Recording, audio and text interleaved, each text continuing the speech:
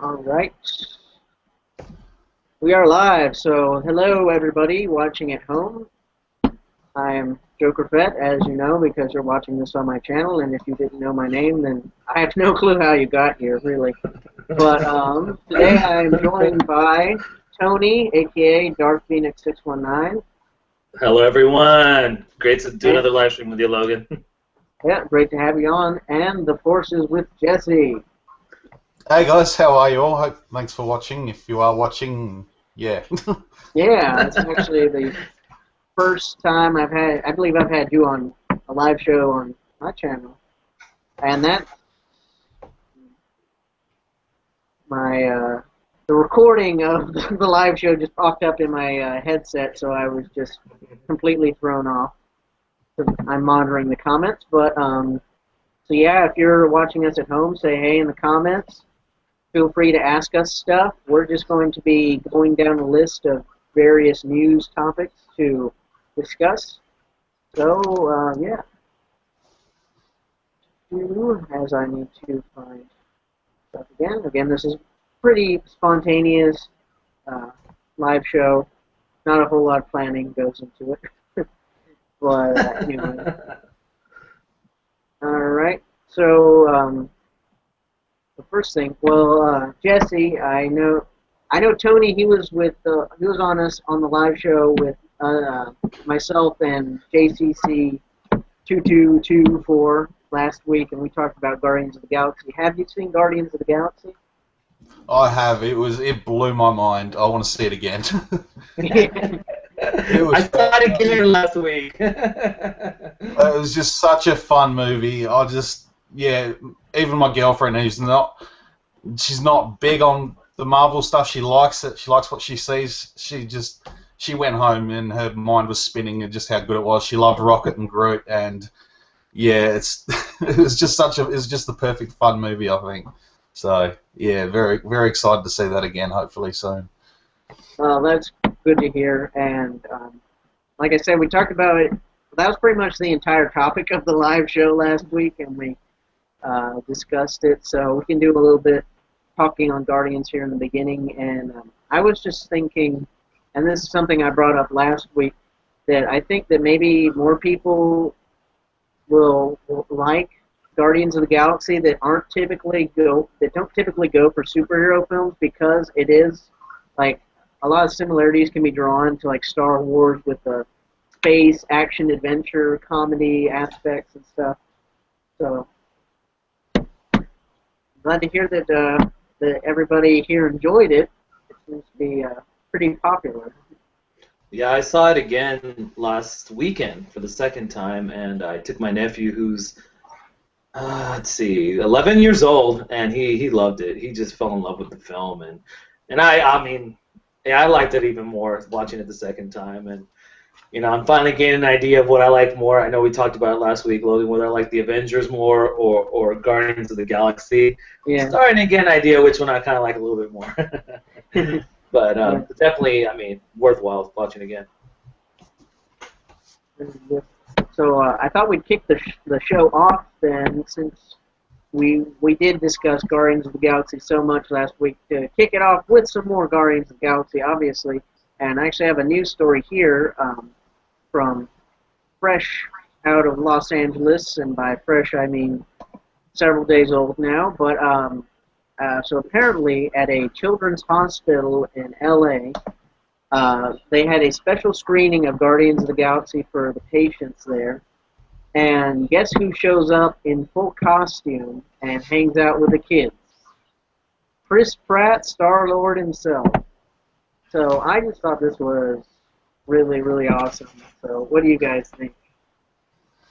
Yeah, I read this on Facebook this morning. I heard a couple of weeks ago, I think it might have been before I saw the movie, that he'd come out and said that he'd been sneaking out pieces of the costume during filming, and that was his plan, was to go visit kids in hospitals and entertain the children. And I just thought that was really, really cool.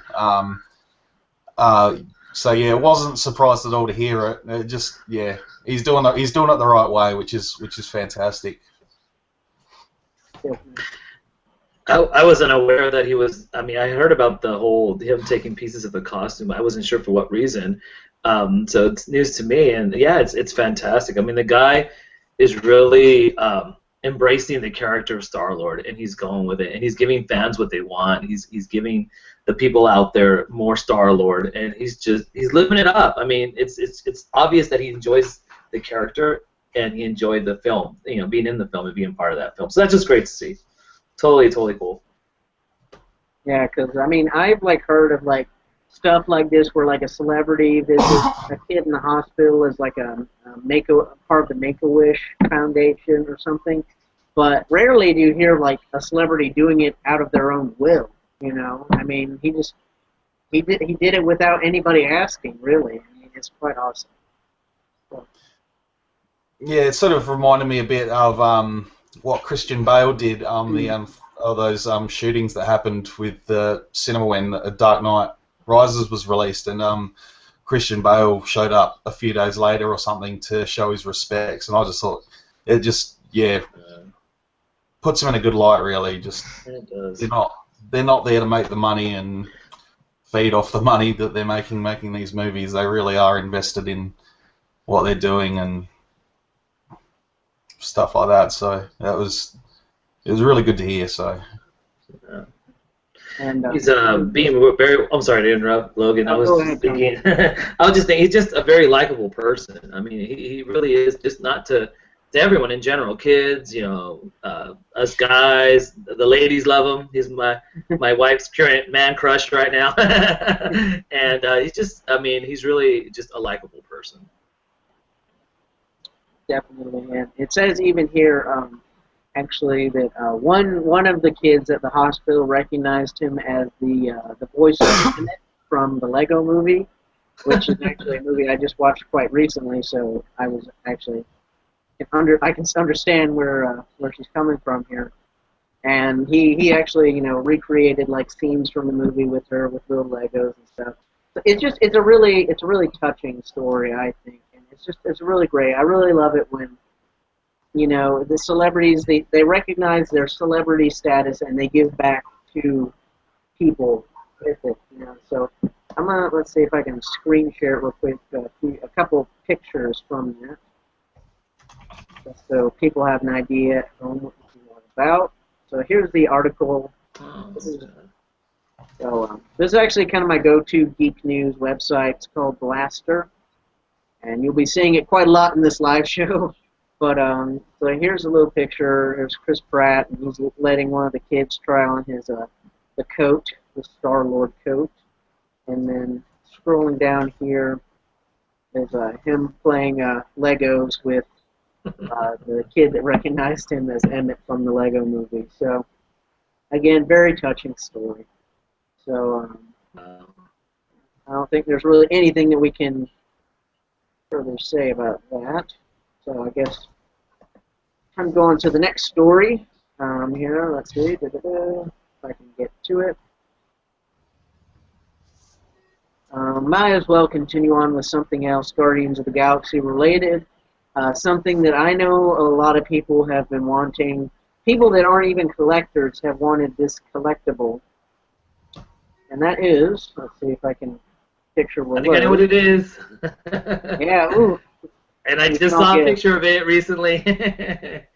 Let's see, and share button. Here we go. There it is. Dancing Groot. Finally. So yeah, it's this Pop Funko line that I know some people really enjoy collecting. You guys, thoughts on it? I'm not a collector of pop vinyl. It's really cool looking, I mean, for sure. I'm waiting out for the electronic version. I need one that's actually moving and playing some Jackson 5, along with some other tunes, or or something I can hook up my iPod to, or my phone, and get Groot dancing to that. That would be cool on my desk. That would be awesome. But it's cool. It's cute. It's I know a lot of people who do collect pop vinyl are gonna love that. But I'm definitely gonna wait out for the electronic version. So, but cool nonetheless. Yeah, there's been a couple of videos online that people have made custom versions of it, and someone made, like, I think it was just like a moving flower pot or something, and they've managed to mold it up to look like Baby Groot dancing in the pot, and oh, it was so good, and the people just come up with it so fast. It's unbelievable. But yeah, I'm with you, Tony. Got to wait for a proper little dancing Groot with the iPod dock. I think that'd be cool. Yeah. Yeah, I mean, I agree. I'm not a big. I honestly don't own any of these pop vinyl statues, and personally, I think I'd like one that looks, a bit more screen accurate, as well as does, the whole little dancing routine. But yeah, I mean, it's really cute that they recognize that this is something that fans want. And I mean, because honestly, when I saw the show, the movie. When I saw the movie both times, seeing it in theaters, people were like, laughing and cheering for dancing baby Groot at the end. So I know that he's something that a lot of people are excited for. Yeah, and now that they've released that little clip, to the public, I mean, so many people are seeing it, and they keep mentioning to me, oh, I've seen that little clip with the dancing tree. People haven't seen the movie, and they're all excited to go see it now. So I'm like, there you go. Well played, Marvel. Well played. Yeah, it's a good advertising gimmick, I guess. Yeah, it is. I mean, it works. I mean, kids see that, people see that, they're gonna be like, I want to go see that. Yeah. Those are the only couple little Guardians of the Galaxy related things, not the last Marvel related thing to talk about, but the last little Guardians of the Galaxy snippets that I found.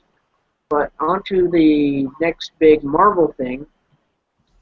This past week, Ant-Man started shooting on location in San Francisco, which is actually quite, relatively close to me, but I not, of course, I haven't been able to go down there at, like, whatever times they're shooting, get out of the way, but,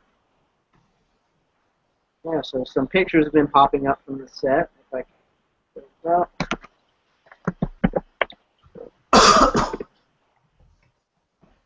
Have you guys seen the teaser video for Ant-Man that's been leaked within the last week or so? I have not.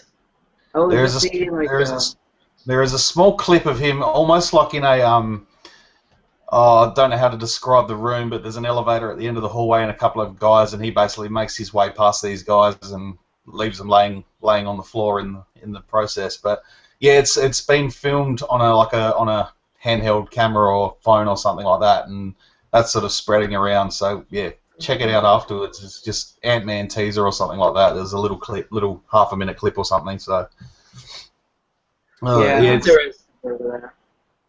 Wasn't there a small little, like, 2-3 second clip that was shown during Marvel Agents of S.H.I.E.L.D. where, I forgot what he did. He, like, flipped in the air. He was tiny. He flipped in the air, and then he grew big. So with the momentum of him growing in size, he was able to knock this guy out. Or I can't really remember it, but it didn't really make much airtime in regards to that little clip off Agents of S.H.I.E.L.D. Not sure. I've only just started watching Agents of S.H.I.E.L.D. about a week ago, and I'm about 8 or 9 episodes in, so I haven't quite got that far yet. So if I spot it, I'll definitely keep my eyes open. But yeah, it's getting better and better. Yeah. Yeah. I don't know about Agents of S.H.I.E.L.D. that clip, but I have heard of something about I believe because it was like originally like a San Diego Comic-Con little teaser, the whole Ant-Man demo reel.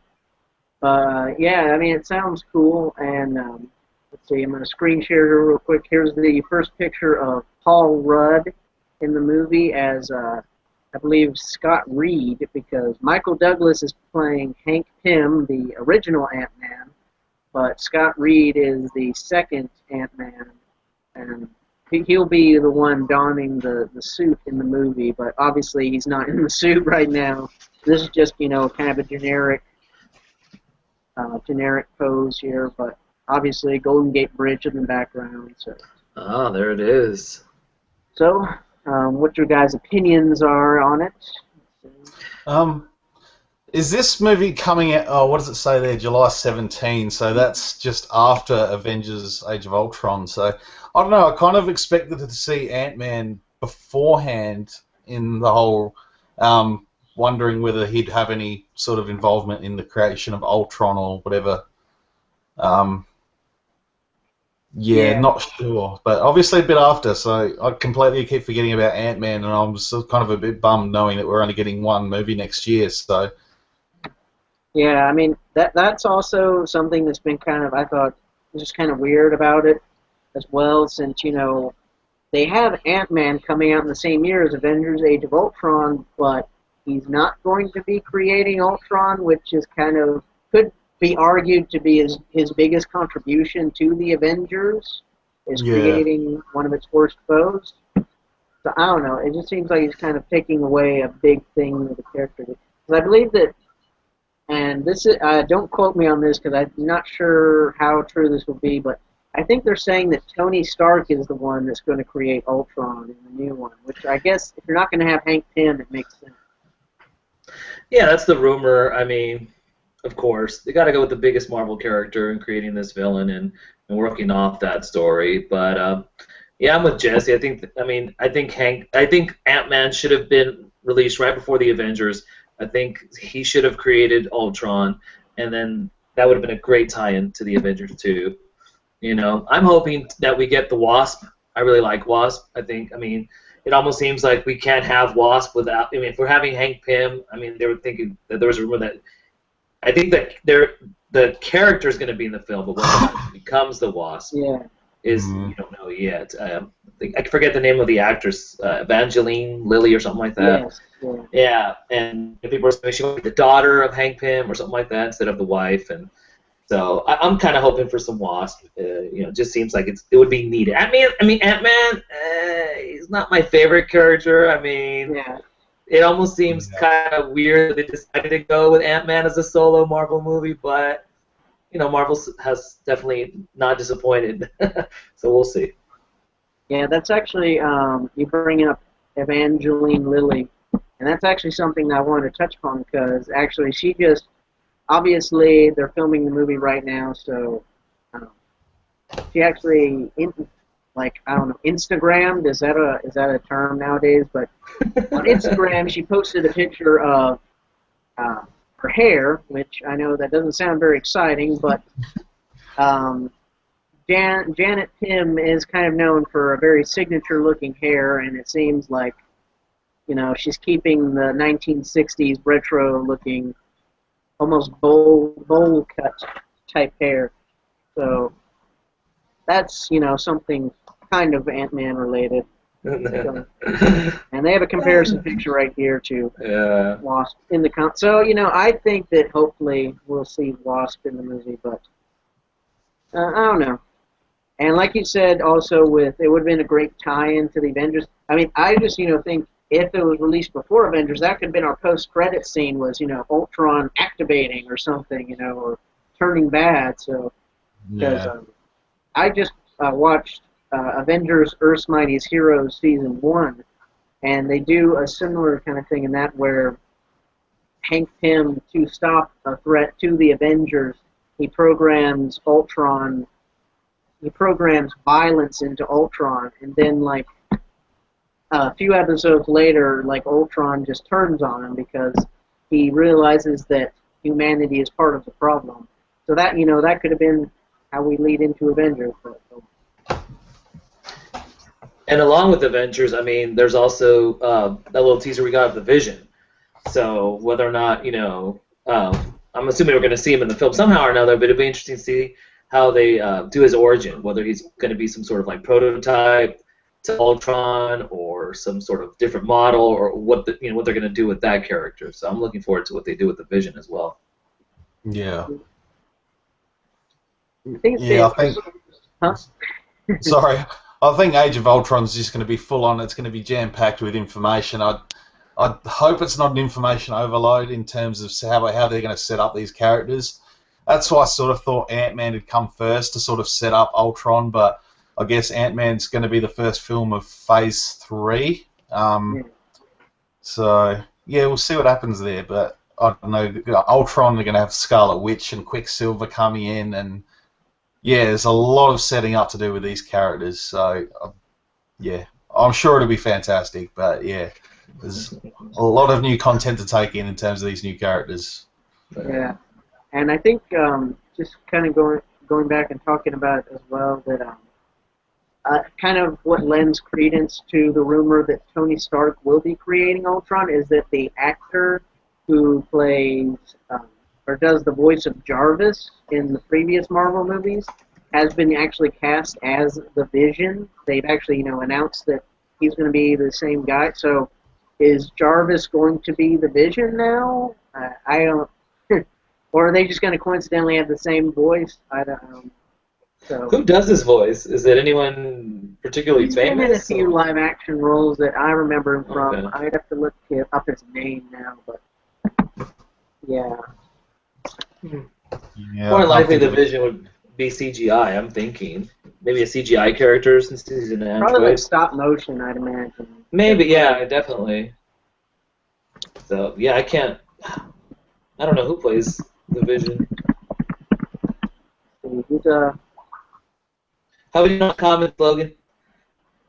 on comments. Yeah, that's a good idea to check Before we in on forget.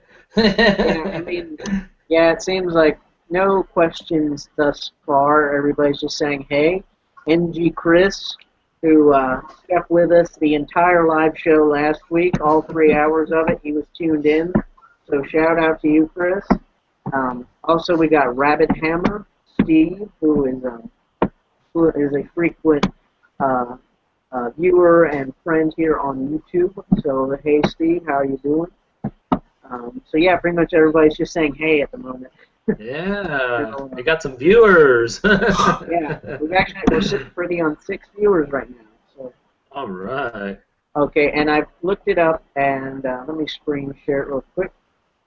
The actor's name is Paul Bettany. And Oh, there you go. And it Paul looks like Bettany. he's done a mock-up. Priest. Yeah, Priest. Isn't the guy in Priest? Yeah. Yeah, and he was also in the movie Legion, I believe. Like, Legion, yes. Yeah, That's right.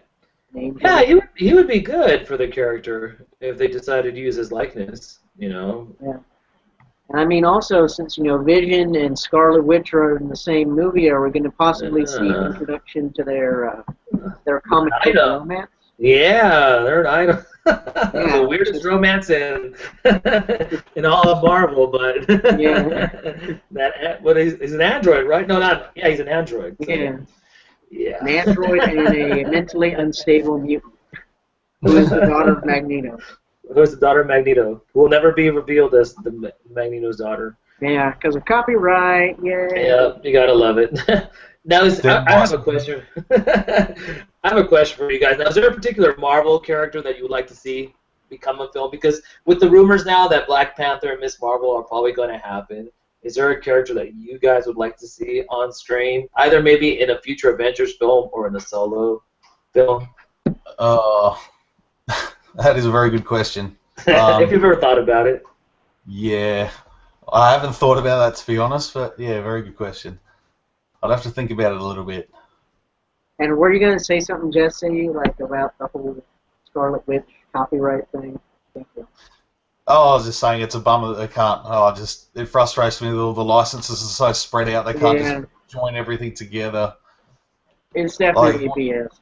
Like Wolverine and the Avengers, Spider-Man, the Avengers. That would kick so much butt, but not to be.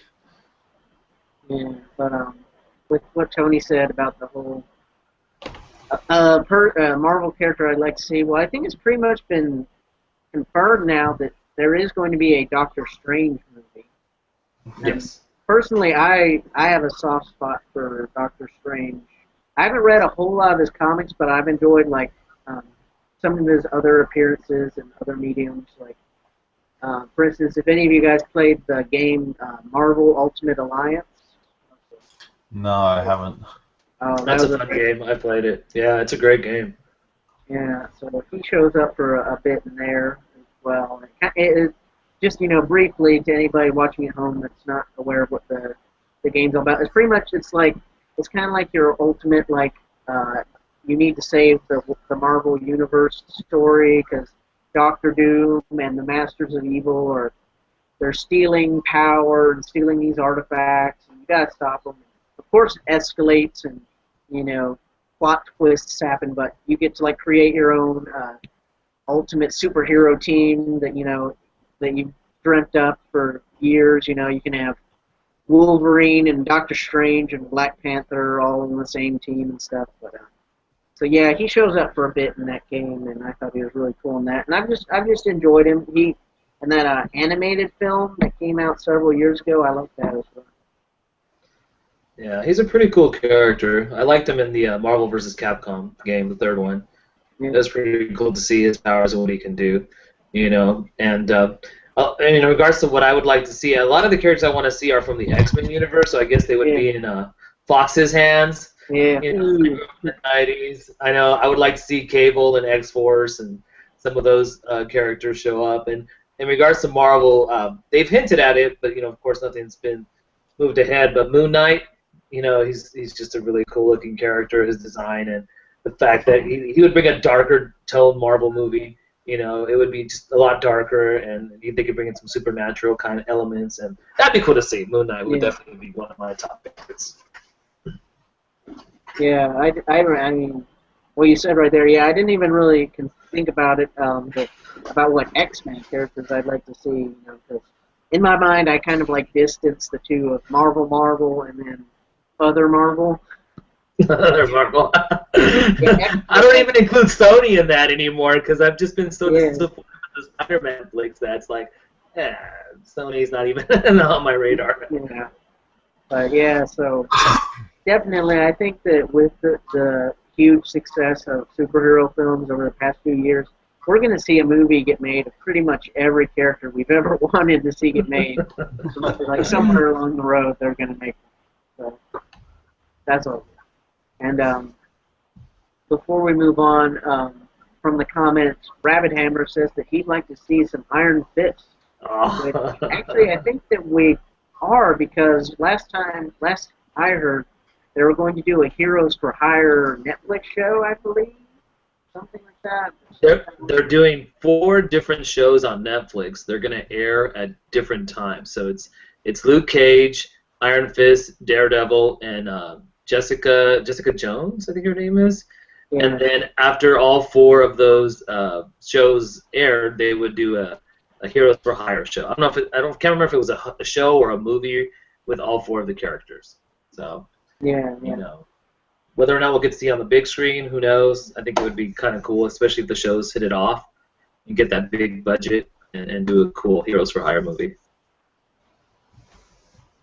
Yeah, I've definitely heard about the Daredevil show that's going to happen on Netflix.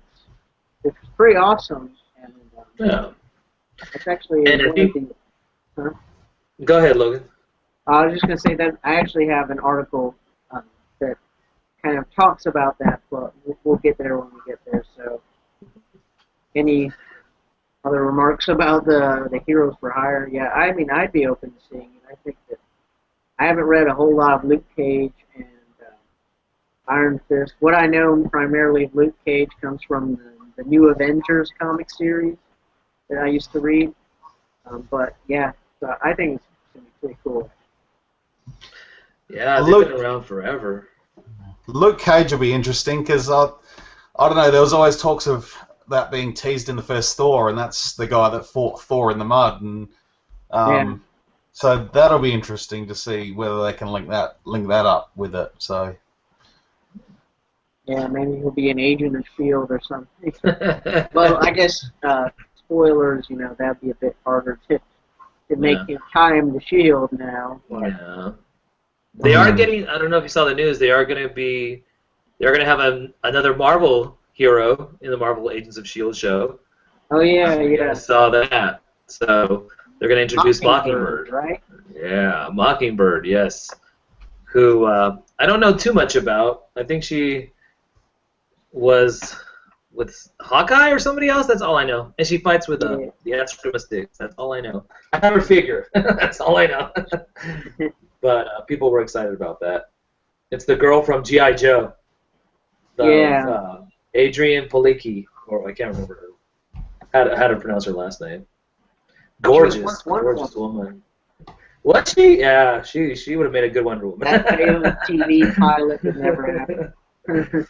So what are your thoughts on DC and what they're trying to, do now and whatnot? I haven't heard too many people's opinions and ideas on the Justice League, and to me it seems like a cluster. You know what? Right now, what they're trying to do with that Justice League movie. I mean, every week it seems like they're introducing more characters and whatnot.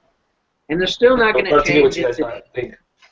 Yeah, and they're still calling it Batman v Superman when it should be Batman v Superman v Wonder Woman v Aquaman v Cyborg. Yeah, v Cyborg. Who else? I think that's it.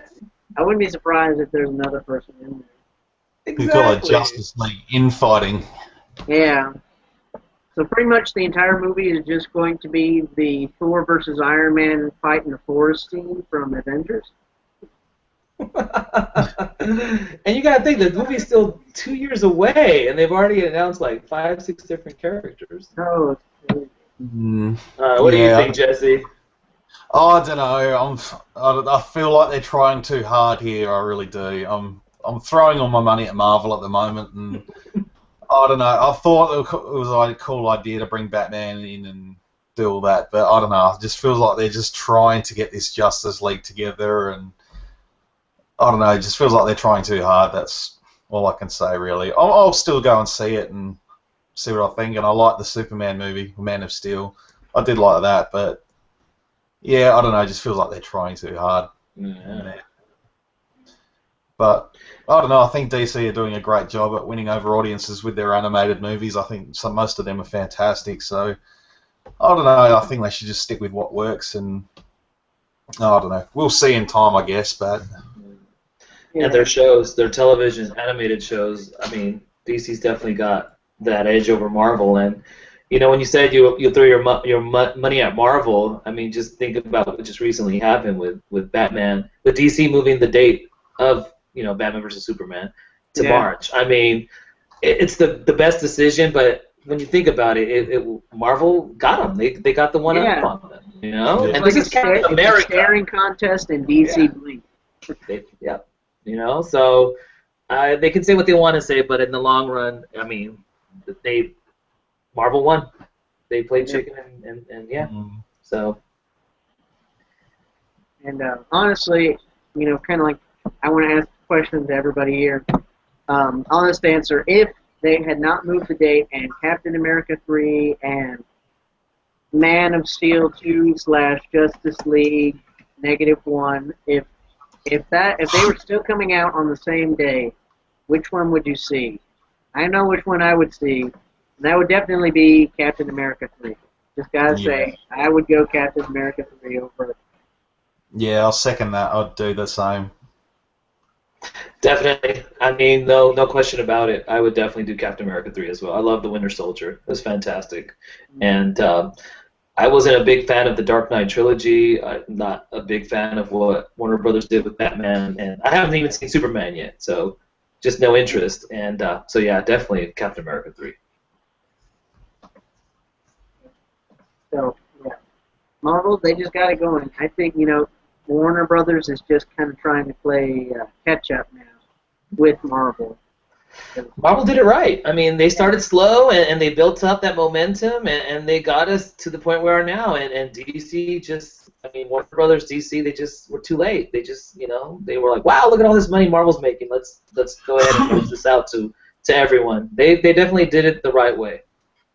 Yeah, like you said, they have taken their time with it. I mean, they tested the waters with Hulk in 2003, the one with Eric Bana, and they tested the waters with Punisher to see how these characters would look on screen, and they did the Captain America from 1990. So they've been testing the waters for a lot of years, and yeah, they've finally got it together, and it has worked a treat for them because it's certainly making their money back.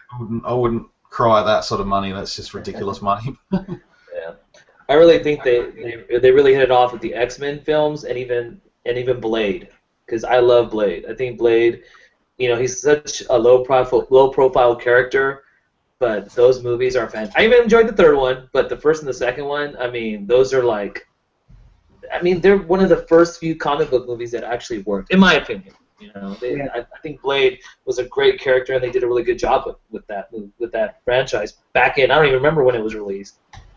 Early 2000, maybe late 1990s. I can't remember off the top of my head. It's been a long time. And I think that's a Fox. I think Fox like owns the intellectual property for using Blade in movies as well. So I mean, look at it this way: if Blade had never happened, then we probably would have never gotten Bryan Singer's X-Men. And if that hadn't happened, we would have never gotten Tobey Maguire's Spider-Man. And if that would have never happened, we never would have gotten the Marvel Cinematic Universe. Exactly. And if you think before Blade, I can't think of anything before Blade other than the Tim Burton Batman films that really hit big in regards to comic book movies. Well, Christopher Reeve Superman, but that was really good. Yeah, and by the time they got to the fourth one, they pretty much ruined Superman for 20 years.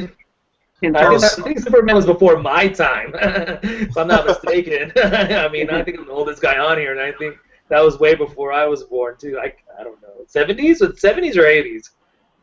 Yeah, I was reading about a Spider-Man movie that came out in 1977, but yeah, that must have got overshadowed by another little movie that came out the same year. So. Yeah. That's why we don't know about it now. That's why. So, anyway, quick inserting of the comments here. Back to when we asked about, like, you know, what, or Tony asked what characters you'd like to see in a Marvel movie. NG Chris says that he would like to see Archangel. But he says that he'd like to see Archangel in Avengers, which probably will never happen. Sorry to say, Chris. We'll probably see Archangel in X-Men Apocalypse, though. I wouldn't, doubt it. Yeah. So, Archangel's my favorite character, Chris. I was like, right on. He's my favorite Marvel character, but yeah, it ain't gonna happen in the Avengers. Yeah. Anywho, actually, we were mentioning that the Netflix Marvel shows that are going to be in the Marvel Cinematic Universe, and I just found an article on who's going to be playing Kingpin in the Daredevil series.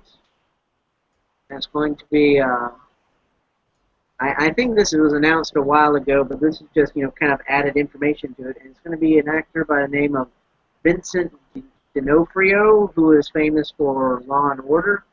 Yeah, I remember him. Yeah, he was in one of the Men in Black movies as well. Is he a big dude? Oh, yeah.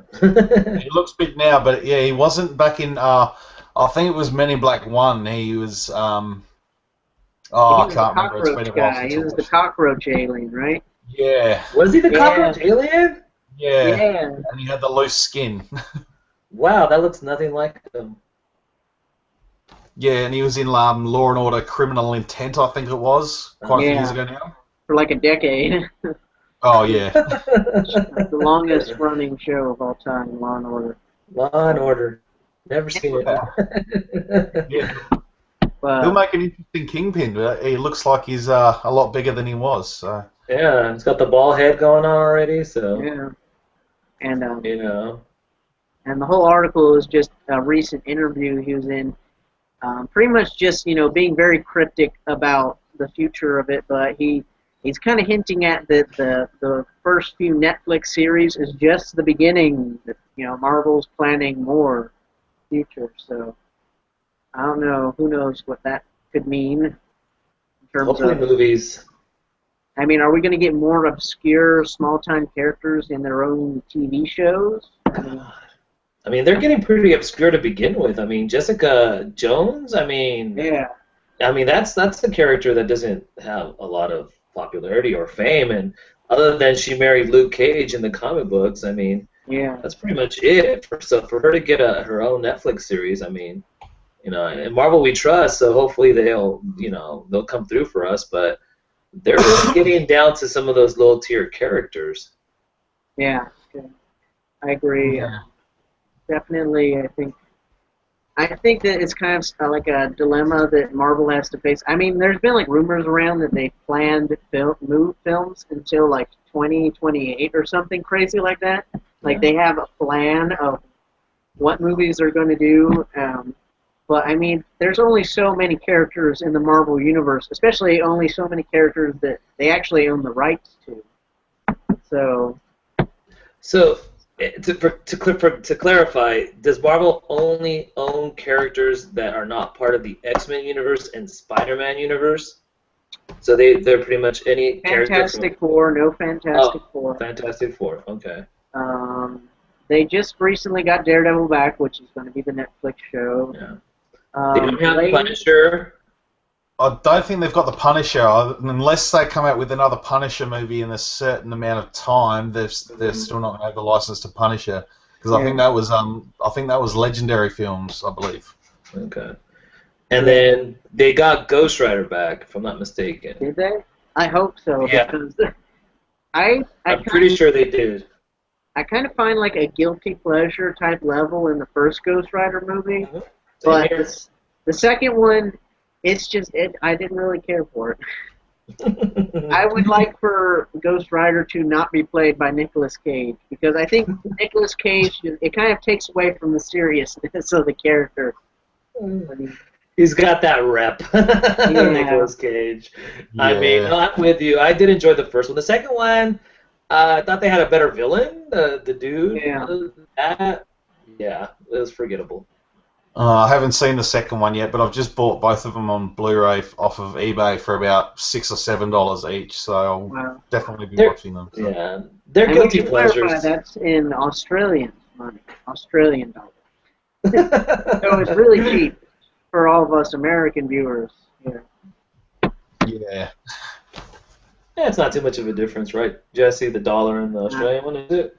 Yeah, it's about what is it? It's about 90 American cents to the Australian dollar at the moment. So. Yeah, I think you'll like them. They're guilty pleasures for most. At least for me, they are. I mean, the first one, like Logan said, it's a little bit better, but it was very not a lot of action, and the villain's very weak. And other than that, I did enjoy like the CGI with the bike and his head. That's pretty cool. Yeah. I mean, I just really like the look of Ghost Rider in the first one. In the second one, he was like all like charred looking. He's like a charred skull. It was a gritty Ghost Rider. And he did some weird things because like I've watched like the behind the scenes just to like understand the movie more. It's like art. You have to think about it to understand it. And they talked about how they let Nicolas Cage just pretty much do whatever he wanted. So like when he does those weird scenes where he's like going like all like like really quick like up to the camera and doing like the weird like head tilt and like that one bit where he's floating in the air, because Ghost Rider can do that obviously. Yeah, apparently. It's pretty much they just let Nicolas Cage have creative input on the character. Oh man. Yeah, well I'm pretty sure they have the rights to Ghost Rider, and hopefully they'll do something with him, because I don't know if you guys are familiar with Vengeance, which is pretty much like the evil clone of Ghost Rider. I wanted to see him in the Ghost Rider films, and we didn't get him, so hopefully in the future we will. Yeah, so, and actually this kind of ties in really well to an article that I had found about an upcoming Nicolas Cage movie that kind of has a Star Wars connection, and you'll see why here in a moment. Let me screen share this. It's a Nicolas Cage movie, and as the person up here describes, the Cage movie to end all Nick Cage movies. He's playing some kind of priest in like ancient China that turns into a crazy sword person to save China, I guess. There's a trailer in it, but you'll never believe who has returned to acting in this movie. I'll give you a hint. He played Anakin Skywalker. Hayden Christensen is in this movie. Oh wow! Then it's not going to do well. Yeah. I don't want to show the trailer on this because I don't know if copyright is going to to murder me for it, but yeah, so look it up. It's called Outcast. Okay. And it's got Nick Cage and Hayden Christensen as the leading actors. So Oh goodness. it's kind of like a match made in hell. But anyway. Hayden Christensen must have run out of money. He's going to have another. He's going to have another mouth to feed soon. So. Yeah. Oh man, he hasn't done anything since what? What was that movie called? Jumper or Leaper or? Jumper, yeah, Jumper. I think. Yes, which was a horrible film. Yeah. I did not enjoy that in the least. Oh no, Nicholas, you gotta love Nicolas Cage. He tries. He tries. He does try. Now, Jesse, have you been trying to recently watch some of the older Marvel films? I know you've been really into Marvel recently, so I was just wondering. Oh, yeah, I remember going to see the Hulk in 2003, going to see that in the movies. And I've just been sort of playing catch-up with what I own. So I've ordered the 1990 Captain America. Trying to think of the guy who played Captain America. I think it was a guy called Matt Salinger, who I have no idea who that is. Oh, yeah. And it looks pretty corny, but I got it cheap, so I'll definitely check that out when it arrives. But the only other films the only other one I'm having trouble getting was the original Punisher with Tom Jane and John Travolta, because it wasn't released on Blu-ray down here. So, and there was another Punisher from 1989 as well. So I might try and Dolph Lundgren as a Punisher. Dolph Lundgren, that's right. Yes. Dolph Lundgren. The one with the John Travolta, was that the one with the guy with the Russian? The Russian. Yeah, there's that big fight scene. Yeah, that was a cool fight scene. I remember that. I actually really like. I've seen the second one. I mean, I haven't seen the Tom Jane Punisher movie in quite a while now, but I remember actually quite liking it. So, yeah, Punisher Warzone. I remember watching that years ago. I haven't watched it since, but that was just absolutely brutal. There was just so much violence and stuff in it. It was full on. I just couldn't believe it. I was like, wow, this certainly stepped up a notch, but... That was the later one with the Jigsaw guy, or the... Yeah. Oh, okay, I didn't see that one. Yeah, I heard it it was was not one for the kids. Yeah. I mean, Jigsaw is supposed to be Punisher's like arch nemesis, I believe. I'm not the biggest Punisher person, so I'm not quite sure, but yeah, I guess it's kind of a big deal that he was in that movie, but that movie pretty much just got overlooked by everybody. I think the R rating hurts Punisher, but you got to do Punisher as R. I mean, that's what people want from the Deadpool movie, for to get it to be an R-rated movie. But I mean, when it comes down to it, it's all about the money, and Marvel knows that if they want to make money, they're going to have to go the PG-13 route with something like that. So it's unfortunate. I guess we'll have to do with what I guess this. Because Punisher was introduced in Spider-Man comics in the 70s, and whenever he guest appeared in anybody else's comic, he used rubber bullets instead of real bullets. So I guess we're gonna have to see Punisher, shooting tasers or something. I didn't know that. Yeah, it's kind of funny. Are you gonna add Elektra and Daredevil to your collection there, Jesse, or? I have Daredevil, but I can't find Elektra for a good price down here, so it's around about the $23 mark. So that's another one that's been hard to find down here on Blu-ray. So I'll definitely have to try and track it down online, and hopefully I can get one that will play in a multi-region player. So yeah, I mean, wasn't for that, I'd be like, I'll go get you one, no problem, because it's easy to find those Blu-rays here. Yeah, if find them in the dollar bin. Exactly, you would find them in the dollar bin here, but like you said, on your I'm Blu-ray sure player. They're playing the PlayStation 3, which is what I predominantly use to watch them. So. Oh man, hit me up with a PM and let me know. Right. I did like Elektra. That's why I asked, because a lot of people hate on Elektra. It's a guilty pleasure. Daredevil wasn't too bad either. I have the director's cut of Daredevil, which really does add a little bit more to it than the PG-13 version. And I mean, they're not the best movies, but I liked them a lot more than the Ang Lee Hulk. That was probably my least favorite comic book movie ever, is that Ang Lee Hulk. Yeah, I never saw the director's cut of Daredevil. I did hear something like what you're saying, that it made the movie better, but not perfect, but better. And as far as the Ang Lee Hulk goes, actually rewatched it a few months back now because honestly I don't think I've seen it in a decade before then. And I can appreciate where he tried to do things that were a bit more like inspired choices, I guess. And there actually are, if you kind of ignore how dated the CGI is now, some of the fight scenes actually are kind of cool, like when he's fighting with the military in the desert. And there's even one bit where he's like fighting a fighter jet in San Francisco, like above the Golden Gate Bridge, and that was pretty cool.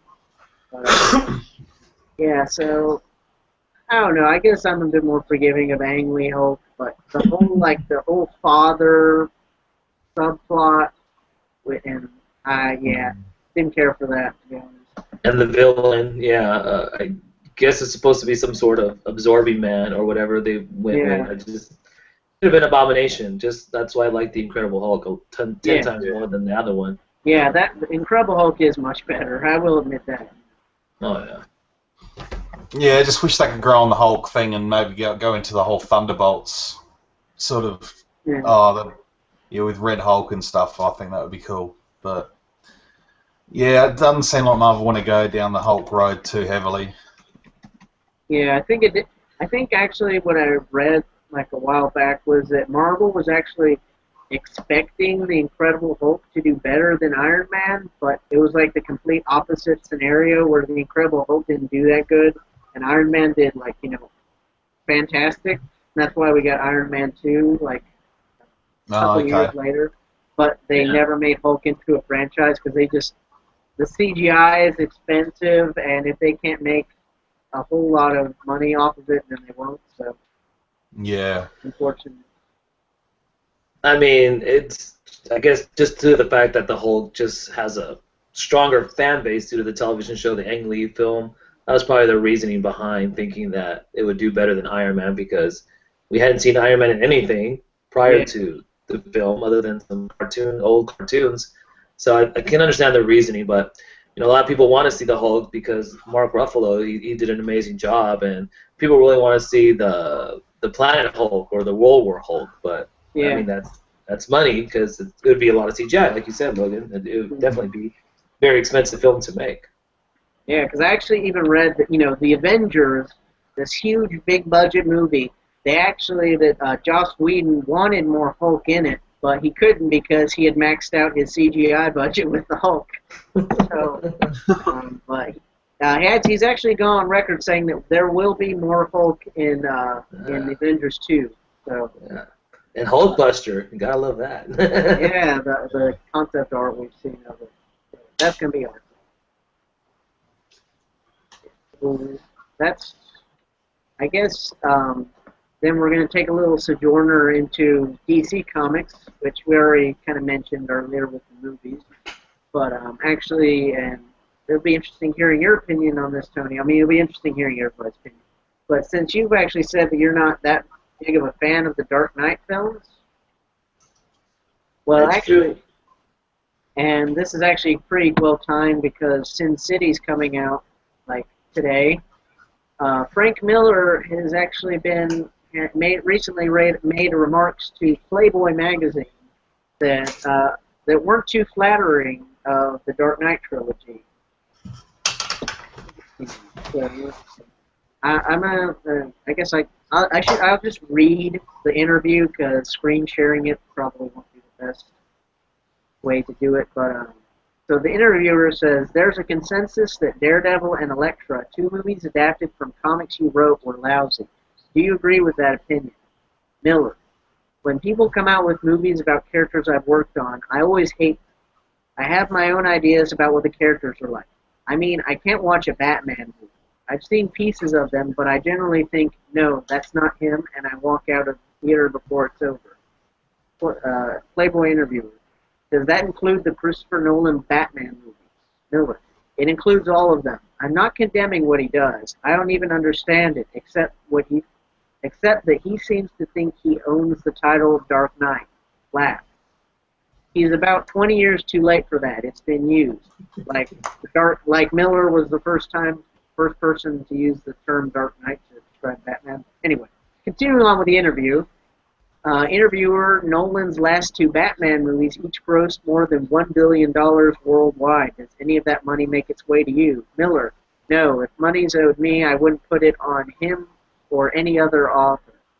To be sitting here whining and mewling and puking about that sort of thing, let other people do that. Sounds like he's a bit bitter there. And the interviewer goes on to say, a lot of Dark Knight readers think you love Batman and hate Superman. Any truth to that? Miller, the Dark Knight series is all from Batman's point of view, but if you look at Dark Knight 2, you'll see a Superman who is much calmer than the one in the first Dark Knight Returns. Batman and Superman are dead opposites. I love Superman. Do I love Batman more? They're not people. They're only lines on paper. Interviewer, when you took over the Batman comic for DC in the mid-1980s with the Dark Knight series, you reinvented him as a crabby and crazy 55-year-old. A change that still influences Hollywood depictions of him. At first you thought Batman was too big a character for you to take on. What changed your mind? It started as a thought, oh my god, I'm about to turn 30 and Batman is still 29. This is not tolerable, so he's got to be older than me. So I started thinking about making him as old as his legend, and the idea of having him come out of retirement came together quickly. And what about making him crabby and crazy?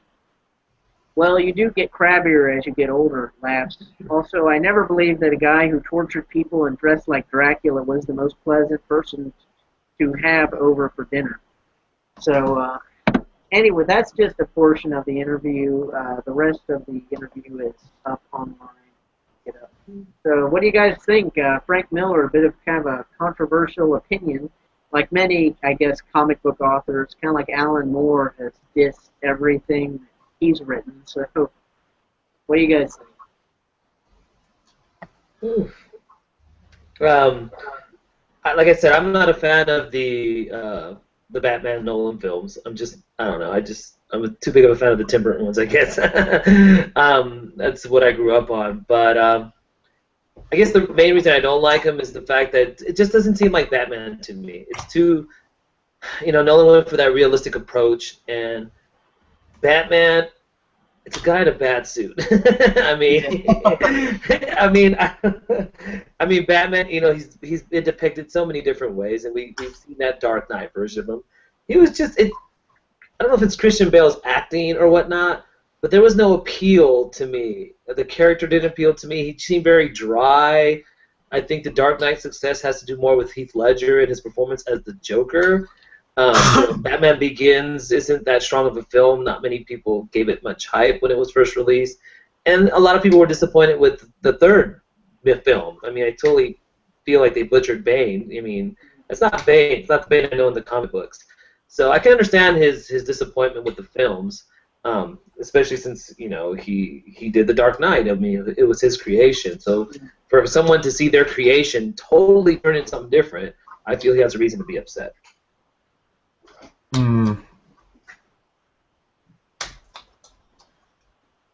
Yeah, I guess I can echo similar thoughts. I do like the movies. I like the Dark Knight trilogy. I think they're really good. It's an open to interpretation, sort of the way Nolan's gone about it. It's his interpretation of the character. It's he hasn't tried to go back and harken to all the old comics and stuff like that. So yeah, there's a few parts that don't really do much for me. I don't feel sympathy for Bruce Wayne at all in the third one when he's at his worst point, when he's at his lowest. He doesn't demand that sympathy in character for him, and so when he comes back, it's just like, oh, okay, well, I didn't really feel bad for you at the first point. So, yeah, that's another thing that'd be interesting to see what they do with the next one with Batfleck. So I don't know. Yeah, I mean, I've grown up with Christian Bale, kind of like, Tony, you say that Burton, that's your Batman. Christian Bale, he's my Batman, because, I've grown up with his, his performance. Batman Begins, that came out when I was just a kid, and then The Dark Knight came out when I was, middle school, kind of like in that awkward area in between being a kid and being a teenager. And then Dark Knight Rises came out as full blown in high school. But anyway, so I've kind of grown up with the character, and I can see. I mean, personally, I enjoy Batman Begins. I really liked it. And then The Dark Knight is just, I think it's, it qualifies for the term masterpiece, if nothing than just for Heath Ledger's Joker. I think Joker really sells that movie, and, it's definitely got the whole aura of, it's his last performance, and, arguably his best. And then, but, I guess being a bit older and more cynical, I didn't really care for The Dark Knight Rises as much because the villains never interested me. It seemed like they were just, it seemed more of a sequel to Batman Begins than it did to The Dark Knight because really, with the whole League of Shadows, and I was about to say League of Extraordinary Gentlemen, but the whole League of Shadows thing, and the whole part where Bane's like, fulfilling Ra's al Ghul's destiny. I didn't really care for Bane in that. Didn't really care for the villains. So The Dark Knight Rises didn't really impress me really when I saw it. I mean, I thought that the ending, the ending was, the whole Batman outflies or somehow mysteriously does not get harmed by a nuclear bomb, and he had 5 seconds. There's errors in logic in that movie, but I seeing it again, I can appreciate it as a continuation of the atmosphere and tone of the Nolan movies. So, overall, I still really do enjoy the Nolan Batman trilogy. Dark Knight obviously is the best, but yeah. So Christian Bale, he's just gonna be my Batman. 20 years from now, I'm still gonna whatever new reboot of Batman's out, Christian Bale's still gonna be mine. So it's a generational thing. It is. I mean, Michael Keaton's my Batman. If it's not him, it's Kevin Conroy, the voice of the Batman in the animated series. Conroy. And there it is. So, who's your Batman, Jesse? You're right in between us. So, I mean, I love the animated series as well. So. Yeah, I mean, that's what I grew up on when I was a kid. Mm-hmm. Who's your Batman, Jesse? You're right in the middle of our age. Oh, yeah, it's definitely not George Clooney. I'd probably have to go with Christian Bale as well. Kilmer. Kilmer. A lot of people like Kilmer as Bruce Wayne. Yeah, I didn't like George Clooney. I don't mind. I like Christian Bale. I do like his Batman. That's probably the one I've grown up with most. I was probably a little bit too young to grow up with the Tim Burton Batmans. Back in the early 80s, I was born in 87, so that was, I was probably a bit young for them. 2 years old when Batman 89. Yeah, 89. Yeah, I mean, I've seen them plenty of times since, and I do really like them, but yeah, I don't know, it's hard to pick one, so yeah, I'll go with Christian Bale.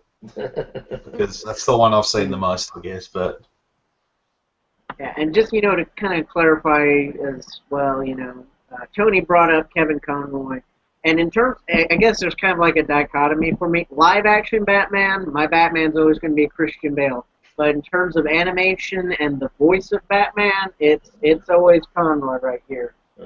Gotta rep the animated series, and Mark Hamill's Joker as well. Yes, exactly. Iconic.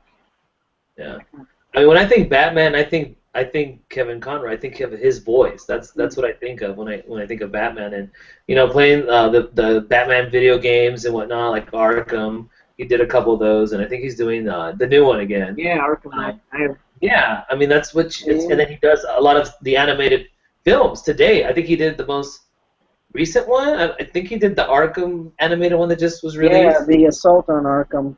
Yeah, I haven't seen it yet, but he's still doing Batman. Like, I don't know how many years later. So that's what I think of. Disc of Arkham City right here. In case there it is. It's a fantastic game. And, great games. And Arkham Origins, which came out last year, did not have Kevin Conroy as the voice. I don't know. I just couldn't really get into that Batman. Or Mark Hamill as the Joker, so Yeah, we didn't get him either. In terms of, this is kind of like just going completely off topic, but just to touch on it real quick, I would say that Troy Baker's Joker is better than the guy that voiced it in Arkham Origins. I would take the Arkham Origins Joker over the Arkham Origins Batman. Yeah. And it's kind of cool seeing him in the Assault on Arkham because they had Troy Baker, like the Arkham Origins Joker voice, interacting with Kevin Conroy, obviously the older, more grizzled Batman. So I thought that was interesting. Have you played the games, Jesse? I've played a bit of Arkham Asylum. I need to pull my finger out and really go and play them, but I can't remember why I stopped playing. I think that might have been at one point when I moved house, out of the 4 times I moved last year. So yeah, I never really got back into it, and I keep hearing good things, and I really need to just sit down and play it again, but I just haven't got around to it. So yeah, definitely City is the best of the 3. Yeah. So a lot different from the first one. A lot different. I mean, there's still some of the same things, but it's just much more open. A lot more to do. yeah.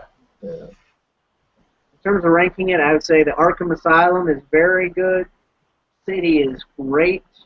And then Origins is just kind of like feels like an expansion pack for City.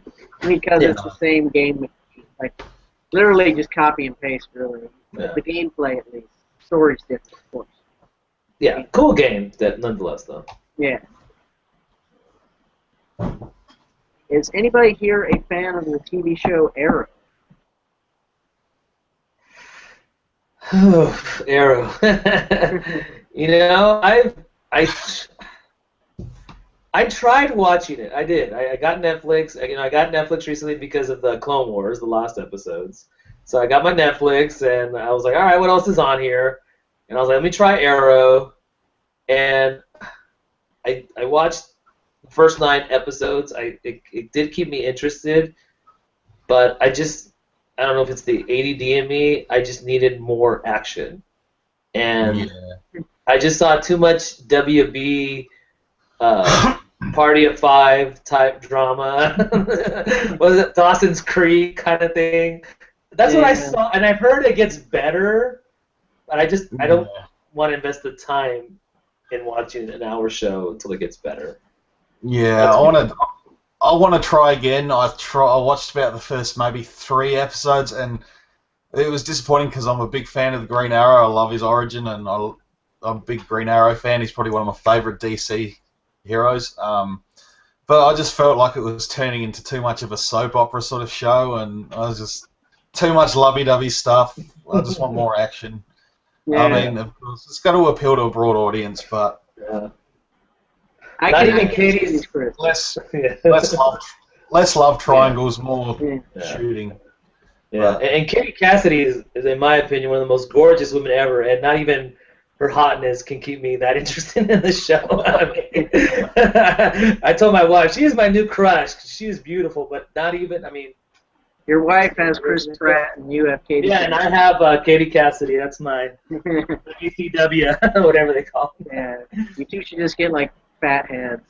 And put them on the wall. Exactly. In the media room. Yeah. What are your thoughts on it, Logan? Do you like the show? I can see what you're saying. They're all very valid criticisms. I mean, it does have, especially season 1. I'm going to say, it's definitely, like you said, it's a show that it gets better as you watch it. I kind of like to compare it to Star Trek The Next Generation, where it's like the first season is, judged by itself, it's just not that great. But it's what comes afterwards is what it's remembered for. And season 2, I definitely think it's much better than the first one. A lot more comic book stuff, and it still has the lovey-dovey, some things in there, but it's less of it, and it feels less in your face. Because season 1 with any TV show, they're trying it out. They're going to make it very kind of general, broad appeal, and see what works, and then when it comes around to renewal time and writing the second season, they're going to, they're going to see what people liked about the first season. They're going to put more of that in, and what people didn't like, they're going to put less of it in. Mm. So I think season, really, I think pretty much, you could just watch the season 1 finale, so you understand what the situation is going to be for season 2, and then whenever season 2 pops up on Netflix, just go to that. Okay. Just so watch like the season 1 but all of us here have. But if for anybody watching at home, if you want to get into Arrow, pretty much, I think you can watch like the first 2 or 3 episodes of season 1, watch the season finale, then just go to season 2. All right. That's how I think you could do it. That's good to know. Because like Marvel, Agents of S.H.I.E.L.D., people say, oh, it's really a slow start, blah, blah, blah, blah. I got into Marvel right away. I mean, the first couple episodes, it was slow, but, come 4th or 5th episode, they were really stepping up their game. So, yeah, I was interested, every week I was popped in front of the TV for new episodes. And since I was kind of late on the boat of Arrow, and it's just like I said, 9 episodes, I'm still not that into it. I'm like, I don't want to invest 26 hours until I get into season 2. But with Marvel, it was like boom, like that. And a lot of people, the Marvel Agents of S.H.I.E.L.D. gets a lot of hate, but I really enjoy that show because it's action. It really ties into the Marvel Cinematic Universe. There's less lovey-dovey stuff.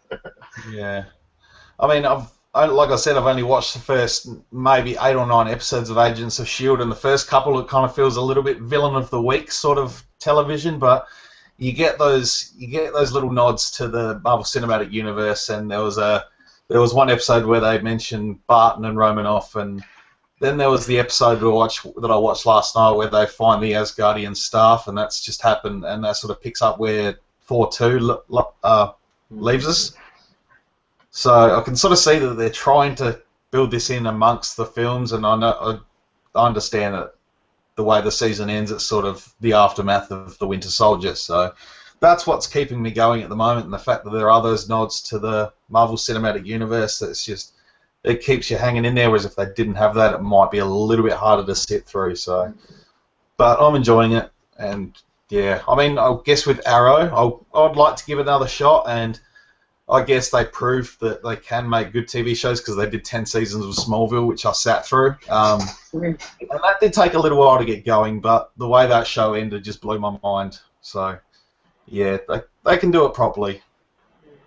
With regards to Agents of S.H.I.E.L.D., just, to throw in my my 2 cents here, but, yeah, I mean, I'm kind of like the opposite of your situation, Tony, because Agents of S.H.I.E.L.D., I gave it a fair shot. I watched the first few episodes, and it bored me. I mean, it's about, like, it's like there's no characters that you really care about besides Coulson. I found the agents to be generic, and there's nothing. It didn't really feel important. It didn't really feel like I was watching, like, oh, this is gonna be, this is gonna be the big thing that's gonna change the Marvel, And I came to the realization that they're never gonna do something in the TV show that's gonna have an impact on the movie.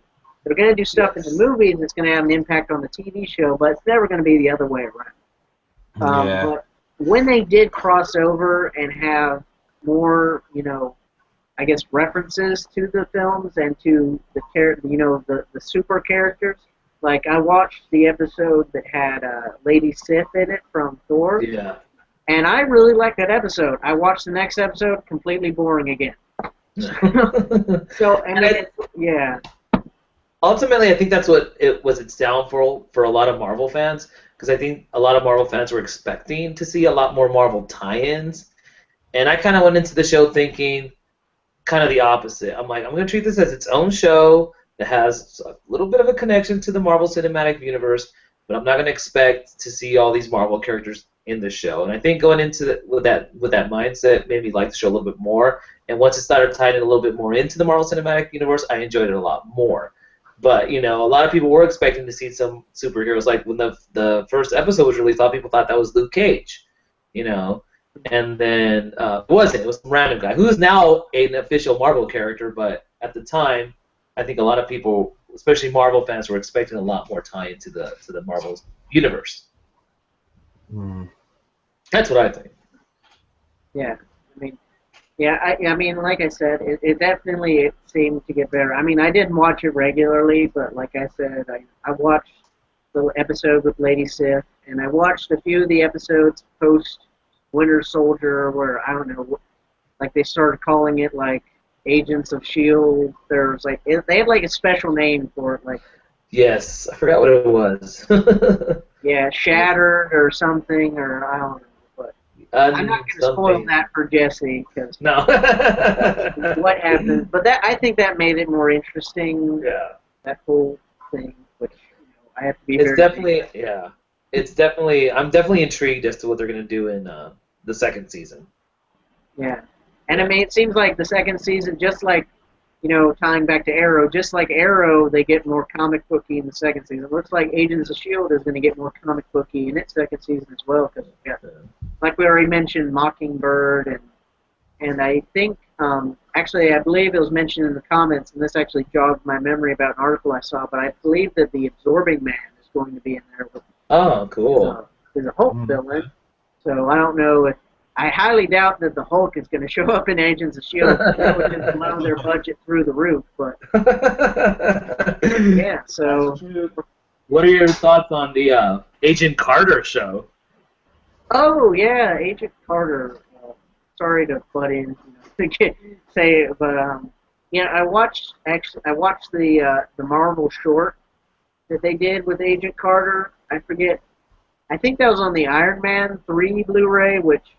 I just watched it on the internet because I don't want to own Iron Man 3. But I really dug the short, and I liked Agent Carter in the first Captain America movie, and the second one as well. She, spoiler, I guess, she makes a cameo in that. But I think she's an interesting character, and if it's going to be about the origins of S.H.I.E.L.D., I'm definitely interested in it.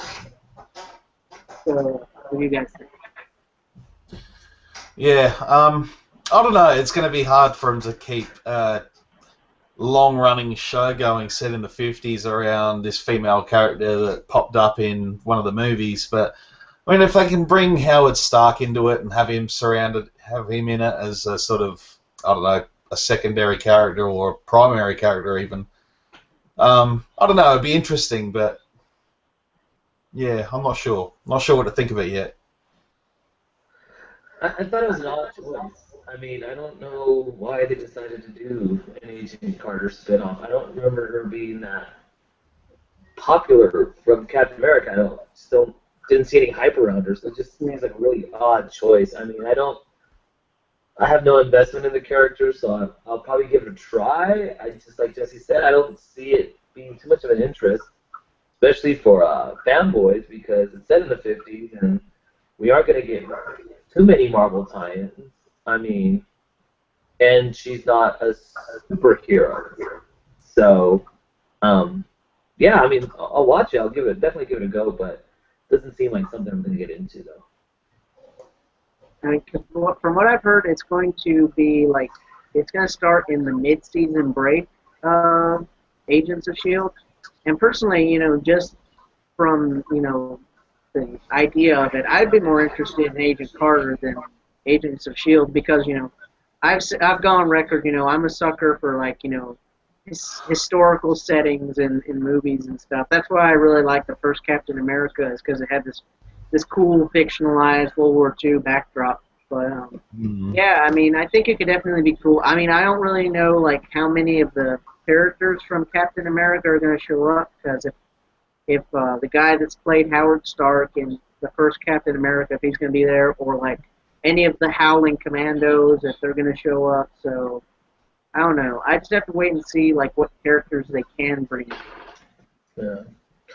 I mean, I hope it does well, because hopefully that'll open the doors to some more females being, getting some movie releases or television shows, because, I mean, I want to see more female characters in the Marvel Cinematic Universe, so in that sense, I'm hoping it does hit it off pretty well.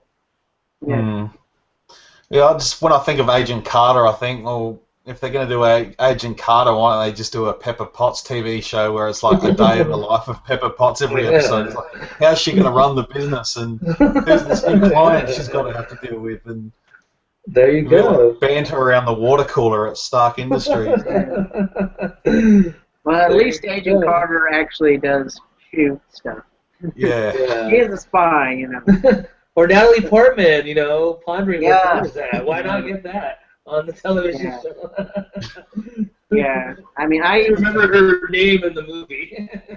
Yeah, I mean, like, just to, you know, kind of say, I think that Agent Carter, you know, from seeing the short film they did with her, they definitely made her out to be more of like a Black Widow kind of, you know, action female star versus, you know, the Pepper Potts, Jane Foster, you know, damsel in distress. Because actually, in my latest video, I kind of have a mini rant on how pathetic Jane Foster is. I remember that. She like, to sum it up here for everybody watching at home, it's 2 years in between Thor and Thor 2. And pretty much Thor 2, they say that she spends 2 years sitting around moping and just all around just being poor, pitiful me. And she's supposed to be this, like, world-acclaimed astrophysicist, and she's, like, all cryy because a boy hasn't called her. It's like, really? Are you like a teenager, or are you a grown woman? So her character is pathetic in those movies. Yeah, definitely. I'd say she's the worst female character in the Marvel cinema. Oh yeah, she is. I agree. Darcy is better than her. Her sidekick is better. Darcy. Yeah, Darcy. I like Darcy. Darcy's cool. Now, she can't pronounce Mjolnir. She's like, meow meow. I still haven't bought Thor 2 on Blu-ray. I need to get that one because I did enjoy Thor 2. I just haven't bought it yet. So Yeah. I need to see that movie again. I did enjoy it a lot more than the first one, that's for sure. Yeah. How are we doing on comments, Logan?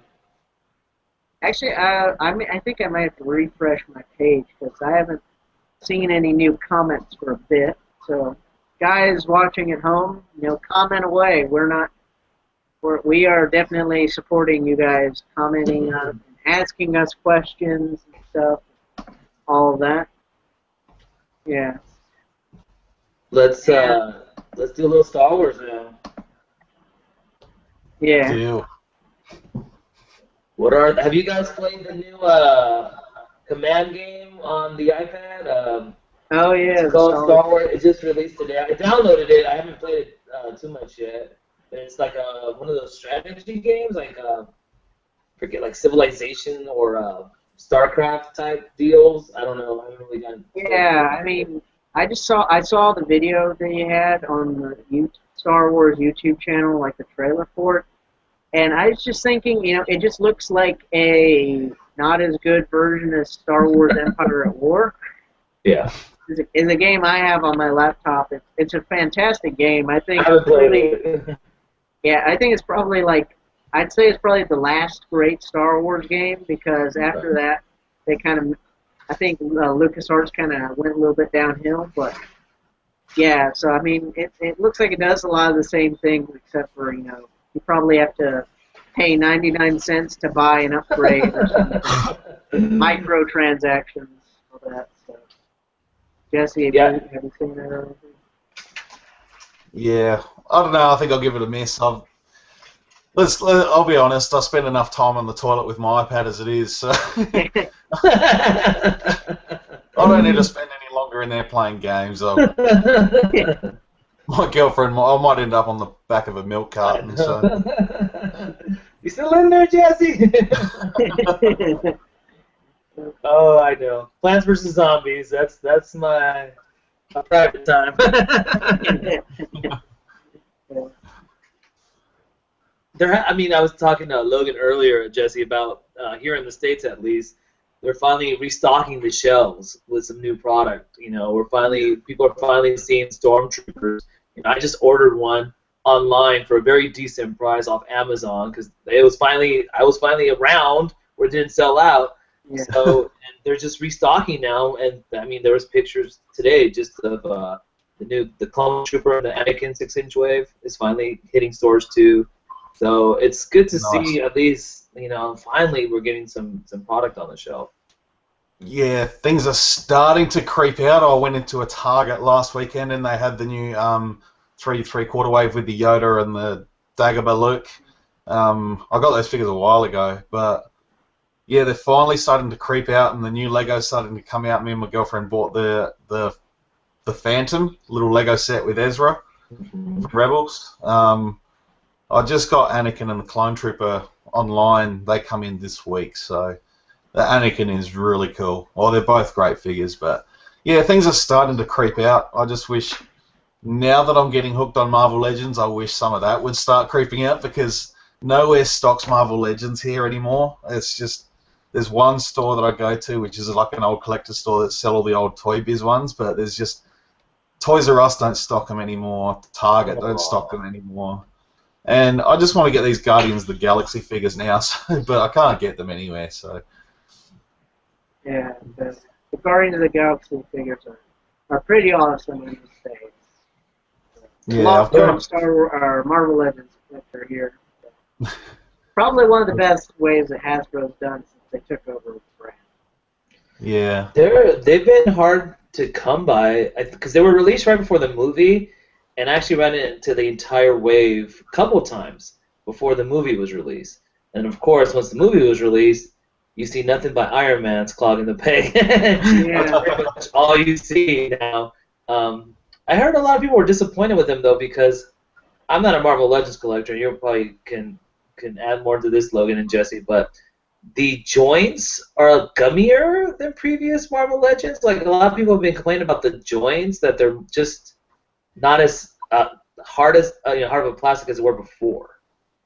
Yeah, they must be going cheap on a couple of figures, because I think I was watching a video from Our Figures, who does all the dioramas and stuff for Marvel Legends, and he got the classic X-Men sort of pack, and he said, nah, they're going back. They feel cheap out of the packet. The paint looks cheap, everything. But I mean, I got the Spider-Man wave all except Carnage, Black Cat, and Beetle, and they're all fantastic. So, and that I was stoked on that Winter Soldier that you sent me, and I got the Captain America as well, and they're great. So, I don't know, they must be cheaping out on a few here and there, but well, okay, I gotta throw in my opinion now. So yeah, no.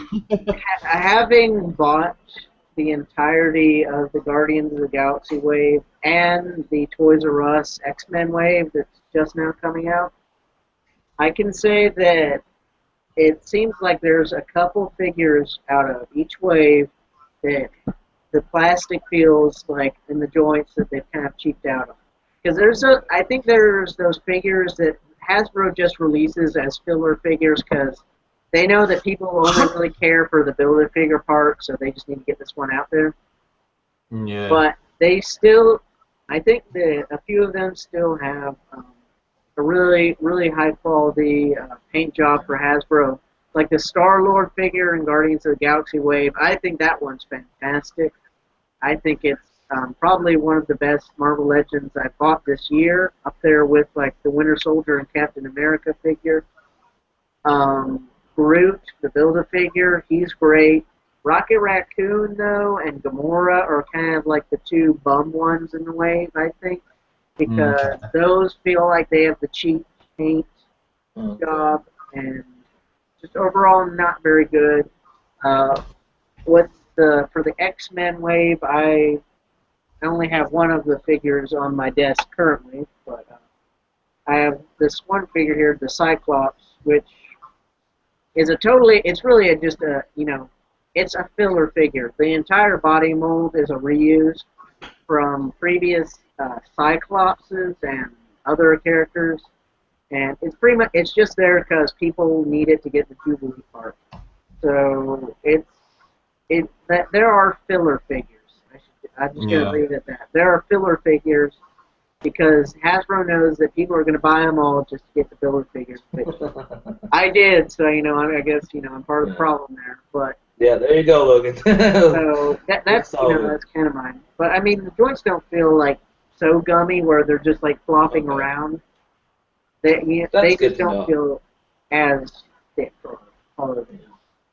That's what I had heard, that they were just, because I haven't seen it in any of the Star Wars Black Series figures. I mean, I have not seen any gummy joints, and I'm assuming Yeah. none of the newer No. figures have them either. You know, so I was just hoping that that wouldn't carry over to the Black Series. So, you know, I heard Drax is the best from the wave, actually. Yeah, I mean, yeah, Drax is Most probably. people, yeah. I'm kind of torn between Drax and Star-Lord in terms of which one is my favorite solo carded figure. Because I think, Groot is probably the best out of the wave. Oh Because, yeah, yeah, but that's unfair because he's a Build-A-Figure. You kind of expect it Yeah. to be there. yeah. But in terms of Big. just the solo figures, Star-Lord comes with a lot of cool accessories. Like, he comes with his Walkman and everything. And, Yeah, that's really cool. yeah. Have you guys seen the articles about the Walkman, the actual original model, being sold for like almost $1,000? People trying to buy it for like their cosplay. Yeah, It's Oh, selling that on sounds eBay right. for ridiculous prices. Alright. Threw it in there real quick. I thought that was just funny. It's like, I mean, do you really need an authentic Walkman for a cosplay? I mean, it seems like you could just like fabricate one, make a knockoff or something. Get a But cheap black one and paint blue and whatever other color it had on it. There you go. yeah, I guess It's a detail. I just don't understand cosplayers. I guess. They're cool to look at, take pictures with, but hey, it's what they like to do. How's it going with your costume, Jesse? I haven't seen any updates.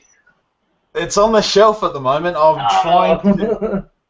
trying to track down a good air compressor, and my girlfriend's dad's just told me he's got one, so I can airbrush the finer details onto the mask. Otherwise, the mask is pretty much done, and I can start looking for materials for the robes. So yeah, I've kind of just put it on the back burner the last couple of months, but yeah, it's just needed a bit more money just to get all the bits and pieces I need, and all the how to join it all together. But otherwise, the full mask is just about done. I just need to piece it back together and paint on the finer details with an airbrush kit. So just need that little air compressor to be able to do that. So it's getting there. I'm hoping for the end of the year, because we're gonna there's Pop Culture Expo down here every year in November called Supernova, which I'm hoping to attend in costume, which would be fun. So, but time is running away very quickly this year. So, yeah, it's a work in progress, but I'm not going to rush it because I want to be able to do it properly. If you don't mind me asking, who are you planning to cosplay as? Plo Koon. Plo Koon. Pretty cool. Yeah, got a cheap mask on. It was Ruby's mask, I think it was, and Yeah. it was a piece of crap, to be honest. And I've just had to completely rework it, reshape it, everything. So it's been a lot of work and a lot of time on it, but I think it'll look good in the end. Dave Filoni will be proud. Now, are you guys? I know, especially you, Logan, since you live in California. Are you guys planning to do a celebration next year, Anaheim? At this point, I don't really know. I mean, next year is going to be like a really big year because around, like, what month is Celebration? April. April. It's in April, mid-April. I can't remember the dates, but it's around mid-April. So, like, around, like, a couple months later, I'm going to be graduating high school, it is. So, I don't know. It's really just, kind of unknown. I know. Yeah, so I mean, I would love to, but we'll see. We will see how that goes. What about you guys? Oh, I'd love to get over. I don't think it's going to be possible to come up with that sort of money for flights to get over to California in the next 4 or 5 months. I don't think it's going to be possible this time, unfortunately, because I was really, really excited and really keen to go. But yeah, if I come into some money, if I can save a heap of money, I might be able to make it over. But I think I might have to miss out this time and try and get over to the next one, whenever that is. Yeah, I'm definitely going. I mean, I bought my ticket the first day, so I'm definitely will be heading out there, and I've got the hotel reserved. I'm ready, and it's just saving up right now. I'm not even sure how much I should take, but I'm saving up, working extra hours, and make sure the credit card's clean, and yeah, really, really pumped and excited to go. It's my first celebration, so I'll be there the 4 days. So take some time off work, head up there. I can drive down there, of course, so I don't have to worry about flights and all that. But so yeah, I'm really pumped and excited. So it's gonna be great to meet some other YouTubers down there too. 'Cause I know a lot of other people have said that they're planning to attend the event. So we can all tell Tony is the most prepared out of all of us. I think so. I got all plans.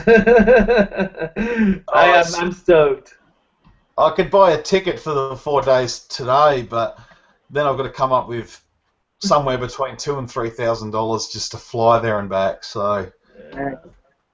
That's the problem. I know when Celebration was it Orlando, I think, or about 3 years ago or so. Yeah. I can't remember. I wanted to go, but then I was like, there's no way I'm flying to Orlando by myself, and it's just, yeah, it's pricey. It's a lot. I mean, airfare, it's a, I can only imagine from around the world, Jesse. How much it would cost. So, but now that it's in my side, it's over here on our side, Logan, I was thinking, oh yeah, I got it. I definitely got to check it out. Yeah. I mean, I definitely really, really want to go, but I have to, see how things are. So Yeah. it's I should have a definite answer, not in the next few months or so. I see a comment from JCC2224. Yeah, the comments. I was actually just about to segue to that. Yeah, it's just him, Adam. Yeah, Adam. So if you're available, you are welcome to join us. That's the invite. So. But anyway, his comment back to that, he says that Drax is the best solo figure, but Star-Lord is second in his book. They've been doing a good job with Drax in regards to his tattoos. Yeah. The Lego minifigure of Drax is really freaking cool because of the torso for it. Like, I haven't collected any other things besides Star Wars Lego, but I want to get that set just because of that Drax minifigure. I mean, you would think that would probably be one of the hardest characters to do because of all the tattoos, but they seem to be nailing it and the different versions I've seen of them. Yeah. I mean, just to say, my Marvel Legends Drax, I think I really lucked out because I think the paint is just completely spot on. I mean, really, I've looked at it and felt to see where it's been sculpted, his tattoos, but all the paint is just perfect. So I'm really happy with it. I think I lucked out. I don't think Hasbro's that good with every one of them, but. Dare to dream. What about your thoughts on the Star Wars command sets, the little toy soldier type figures? I saw a bunch of those today. Oh, yeah. I was like, wow. And of course, it didn't seem like anybody had bought any. And I'm not sure if this ties into the game, but I looked at them and they seemed like they were sculpted well, but just the fact that they're all the same color. Yeah. I was thinking, is this really going to sell? Is this really going to fly off shelves? And just seeing them fully stocked the last few days doesn't seem like it's going to happen. Well, have you guys seen them? Huh? What are you saying about them? Have you guys seen the Star Wars command figures? Yeah. The little. I saw them at Target, I believe. At first, I was like, I thought they were Army men, but then I realized it was Star Wars Army men. So. Yeah. Yeah, I haven't seen them. It's probably another thing that won't come out down here in Australia. We don't get a lot of anything, so it's probably not. You're a bad lucky. Thing. You're lucky. I'd like to, because I know that. I'm going to try and make sure this show does not go on for the full 3 hours like it did last week. But there's one more article, one more rumor that I'd like to touch upon. and it's something Star Wars related and something that a lot of people have wanted for a very long time. And it's a rumor that Disney is going to release the original, unedited, un-CGI versions of the original trilogy on Blu-ray. Is this just a hope, some person's, far-fetched dream, or do you think we're actually going to do it? We're actually going to see it? I don't know. I think it's a bit of a far-fetched dream. I think I think it would be great to have them, but I don't know. I think there's too many people hoping that these are going to come out and be the definitive sets, and they're the people that haven't watched Star Wars since 1983. But I don't know. I can see them doing it one day. I don't think they're going to rush them out in a big hurry. And if they do release them, I think they're going to be like bonus content with a separate Blu-ray release of the most recent editions. So they might re-release the original trilogy and say, all right, and you get a bonus disc with the untouched theatrical versions, which will probably end up just being the Laserdisc copies that we've had in the past from 2006 anyway. So I don't know if we'll get the full historical document one in a hurry, so I don't know. Yeah, I mean, if it happens, great. I mean, I guess I don't care personally, only because I didn't grow up with the original films themselves. The first time I watched Star Wars was when they were released in 1997, the special editions. So, but for fans of the who love and grew up on the original unedited cuts, I think it's great. I think, but I'm with Jesse. I think it would be smarter on Disney's part to release it as a bonus disc. I don't think, honestly, it would sell that well if they just did it on its own. I don't think a lot of people would rush out and buy it because there aren't, in regards to the people buying Star Wars, the majority of them are people who, aren't OT purists. So, I think it would be better for them just to release it as a bonus disc. Yeah, if they're going to do that, it's probably just to please a select group of Star Wars fans. But to be honest, I don't need to see Sice Noodles held up by sticks again. I'm quite happy watching. I watched the DVDs again, but I'm always going to stick with the most recent editions, I think, and occasionally I'll go back and watch the originals. But yeah, I don't know. Yeah. I don't mind you all blinking and Vader screaming no. I can live with it. Yeah, I watched the DVD versions a few months back, and I was waiting for Darth Vader to say no, and it didn't happen. I was like, oh, I'm already used to the Blu-rays. Yeah, I mean, I am definitely kind of like of Tony's mindset, where I saw the original unedited version. I think I've seen it, maybe a couple times on an old VHS, like over 10 years ago now. But the copy that I, would wear out on the DVD player is the 2004 special edition. Yeah. Which to me, that's my version of the original trilogy in my mind. Yeah. And it's actually funny because I actually, like this past year, as a Christmas gift, I got the Blu-ray of the original trilogy. And I watched that, and I guess it's kind of like, I guess it's what a person that grew up with the original cut watching the 2004 special edition must have been like, because it's just, I wasn't so angry. I was just kind of like weirded out that like that's not part of my original trilogy. It's like with the whole weird Ewoks blinking and. They changed up Obi-Wan's crate dragon sound. Mm-hmm. I'm used to the woo, that one, but this one was all. I don't even remember what the heck it was like. I just thought it was weird, So yeah, the 2004 version, I guess I guess kind of draw a parallel. Just like Christian Bale was my live-action Batman. 2004 special edition is my original trilogy. Mm. So it would be cool. It would be kind of like from a novelty standpoint to see the original versions of Star Wars. But like you said, the technical things like the Sice Noodles, puppet strings, and the the person, what was it, the Wampa hand, like you could see where Yeah. So I'm sure those would just like pop out in my mind as like glaring errors now that I've grown up with the digital version.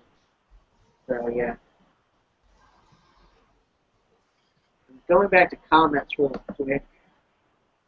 NG Chris says he's going to get the Drax when the figures go on sale after the movie is out for a while, which, you know, I don't know if it's advisable to wait that long, because I don't know, Marvel Legends seems like they has a problem with going rare, certain figures do, so I'm not sure if that's a good strategy.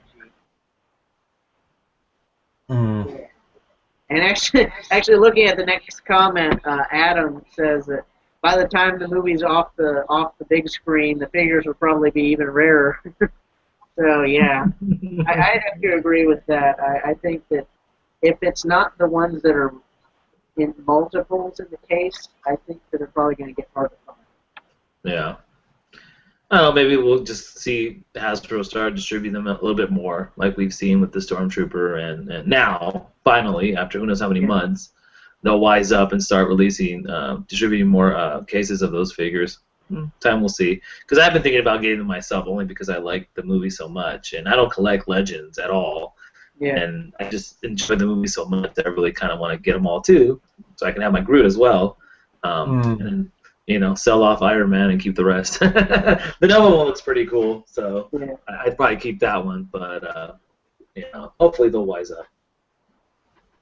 Yeah. Personally, you know, just saying about the Iron Man, I actually kind of like the Iron Man figure. I don't know. He's kind of like he's a funky new version of Iron Man that doesn't. Because I think that Iron Man figures kind of have a problem where they kind of just start blending together because it's Iron Man, but this one has a weird design. So I like. Yeah, I mean, I collect Marvel Universe, and I have like 3 Iron Man, but you know, of course, there's like 20,000 3 3/4 inch Iron Man figures. I'm happy with the 3 that I got, and that's all I need. And you know, I hope they release a. I'm hoping, since I'm more of the 3 3/4, that they'll release a Gamora and a Groot in the 3 3/4 inch. You know, it's sad that we didn't get the figures in that scale. You know, you know, it's great for the 6-inch people, and then of course you got the little miniature ones that I'm not interested at all. But I was saddened that we didn't get 3 3/4 inch versions of the movie characters. Yeah, I'd have to, because I mean, just thinking about the whole Iron Man thing, like you said, I remember when the Iron Man 3 came out last year, which, don't get me started on the movie itself, but I remember seeing like this really huge pack of like 20 different Iron Man armors. It was like a Hall of Armor gift set in the 3 3/4 inch scale. Yeah. It was like 7 or 8 of the first marks, or something like that. You know, I mean, it looks cool and all, but yeah, I just don't need 20 Iron Man in my collection. Yeah, you're not planning to do a Hall of Armor display. No, I mean, for those big Iron Man fans, that's fantastic, though. I mean, it's a great set to pick up, and I know a lot of people customize their own Hall of Armor, you know, whatever, and diorama setup, and that's pretty cool for that. So, but yeah, me personally. Yeah, so actually the whole Disney Blu-ray original cut thing, that's my last article I had to share, so that's, in case anybody else has any other tidbits they've stumbled upon, because, this is by no means like a definitive collection of all the news that's popped up over the last week. So. No, nothing that springs to mind. Yeah, not a lot that springs to mind, actually, so. Yeah. Yeah, same here. I brought up what I wanted to bring up. Yeah, definitely, though. But I've definitely enjoyed, the last couple hours and talking to you guys, all things geeky. It's good to get away from the daily, I mean, I've started a new, kind of like Jesse, I'm at a new workplace, and I've been just kind of like trying to adjust and working more hours than I need to keep up, and just stressing out. And I was just like, thank God it's Friday, and it's just great to be able to sit back and unwind and talk geeky when you don't get a chance to do that with the people you're surrounded at work or your loved ones or could care less about. You know, which Marvel Legends figure is the best. So it's great to be on, and thanks for inviting me. Yeah, I mean it's been great having you guys on. You know, Tony being on for a bit more time than you were last week. Yeah. So got to be on the full show this time, and Jesse, exactly. thank That's you awesome. for being on very much. You know, this was very much a last minute, kind of invitation. But, No, I really appreciate the invite. Like I said, I've got nothing going on most Saturdays, so I'm always up for it this time of week. So yeah, so hopefully we can have you on another show sometime. Yeah, definitely. It's a lot of fun. So I think that this is about where we're going to cut the live show off. It's been a good 2 hours, a lot more manageable than 3 hours. For everybody commenting, thank you for watching this entire time. NG Chris, he watches, from the second we start to the second we stop. Like these past 2 weeks, I salute you, sir. You're like the most loyal viewer of these live shows. So thank you for that, Chris, and thank you to everybody who's watched it. And if you're watching it as an archived video, we still appreciate you anyway. But so anyway, thank you guys for watching. Me signing out. I don't know if you guys want to say your different catchphrases or anything. May the force be with you. That's mine. Yeah. Yeah, may the force be with you too. Yeah. So, thank you guys for watching. This has been JokerPet, signing out.